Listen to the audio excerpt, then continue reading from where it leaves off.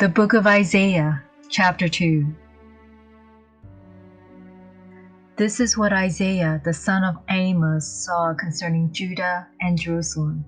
It shall happen in the latter days that the mountains of Yahweh's house shall be established on the top of the mountains, and shall be raised above the hills, and all nations shall flow to it. Many people shall go and say, Come, let us go to the mountain of Yahweh, to the house of God of Jacob, and he will teach us of his ways, and we will walk in his paths. For the law shall go out of Zion, and Yahweh's word from Jerusalem.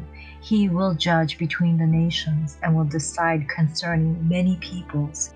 They shall beat their swords into plowshares, and their spears into pruning hooks.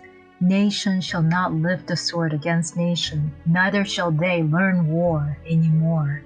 House of Jacob, come, let's walk in the light of Yahweh. For you have spoken your people, the house of Jacob, because they are filled from the east with those who practice divinations, like the Philistines, and they clasp hands with the children of foreigners. Their land is full of silver and gold, neither is there any end of their treasures.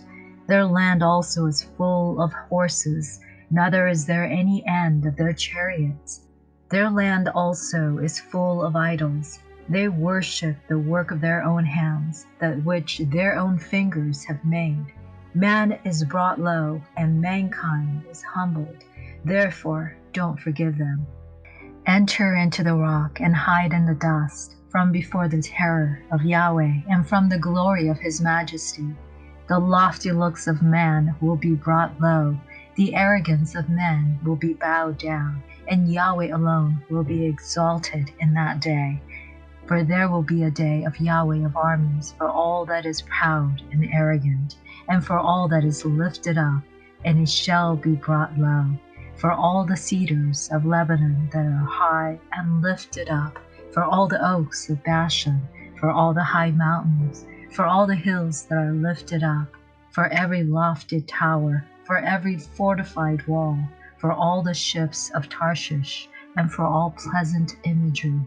The loftiness of man shall be bowed down, the arrogance of men shall be brought low, and Yahweh alone shall be exalted in that day.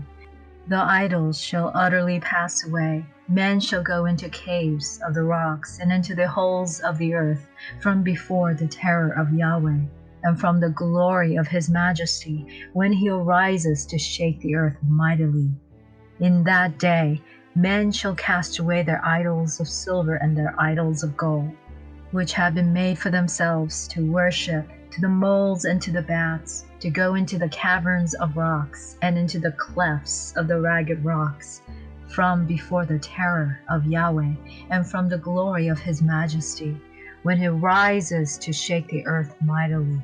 Stop trusting in man, whose breath is in his nostrils, for of what account is he? Please subscribe for inspiration to edify your day and be blessed.